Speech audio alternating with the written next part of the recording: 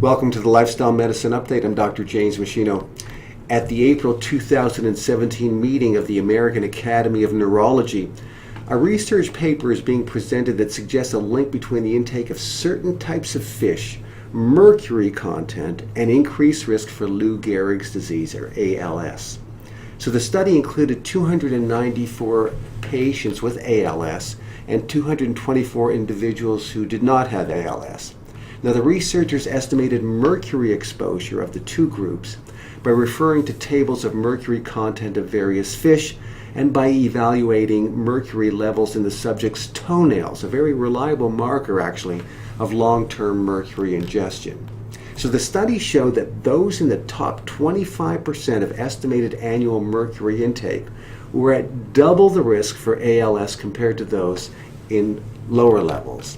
So in ALS, or Lou Gehrig's disease, the motor neurons that control muscle function deteriorate, leading to progressive muscle weakness and paralysis throughout the entire body. So most people only live 2 to 5 years after the onset of the disease. So it's a very difficult diagnosis to have. So scientists are slowly making progress as to what causes this disease, but toxic substance accumulation has been identified as one of the factors associated with the disease. Now, when it comes to mercury exposure from fish and seafood, which are the main dietary sources that tend to affect us, there are a few important things to know. So, from the beginning, thousands of tons of mercury are released into the air each year through pollution and waste.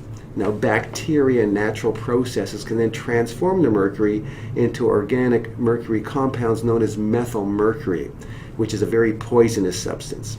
So methylmercury can accumulate in streams and in oceans.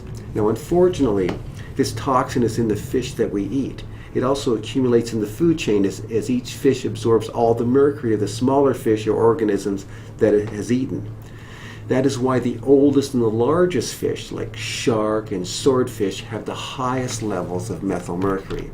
Now, in March 2004, the Food and Drug Administration and the Environmental Protection Agency, the EPA, issued a joint consumer advisory warning about methylmercury in fish. The advisory was intended mostly for women who might become pregnant, or women who are pregnant or nursing, and for children.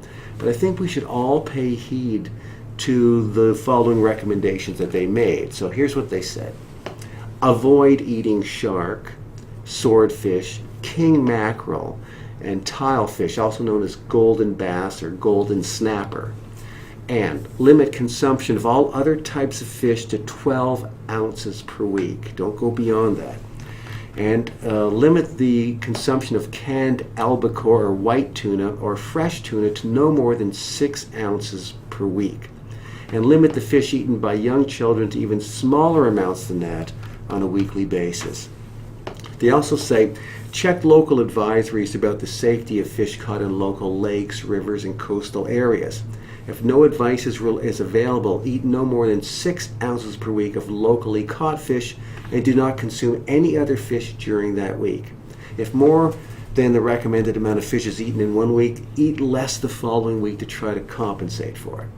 Now, there was a 2017 update provided by the EPA and the Food and Drug Administration, which also included a chart to simplify the list of best fish choices, good fish choices, and fish to avoid. So I included a link to this chart in the text below. But as a quick and easy reference, I've also included in the text below a list of the fish to be avoided and the ones that are safer to consume. In general, having 2, maybe 3 servings of safer fish each week is one way to get higher amounts of desirable omega-3 fats. Now, because we need to limit our fish intake to this degree due to the risk of mercury accumulation, many experts suggest that we also take an omega-3 fat supplement each day that includes fish and or flaxseed oil to help optimize important omega-3 status in our bodies. So omega-3 fat supplements are virtually devoid of any mercury or other contaminants, making them a very safe option to boost omega-3 fat nutritional status if that's what you want to do. As you probably know, omega-3 fats are quite important in cardiovascular health, suppressing inflammation, possibly reducing the risk of certain cancers, and certainly for brain health and prevention of Alzheimer's disease. So it's good to have an omega-3 fat strategy, just not one that also comes with the price of mercury accumulation in your body. The latest study suggests a link to Lou Gehrig's disease, but mercury is toxic to the nervous system in general. Okay, check out the list of safe and unsafe fish in the text below, along with the scientific references that I've also included. Thanks for watching, and I'll see you next time.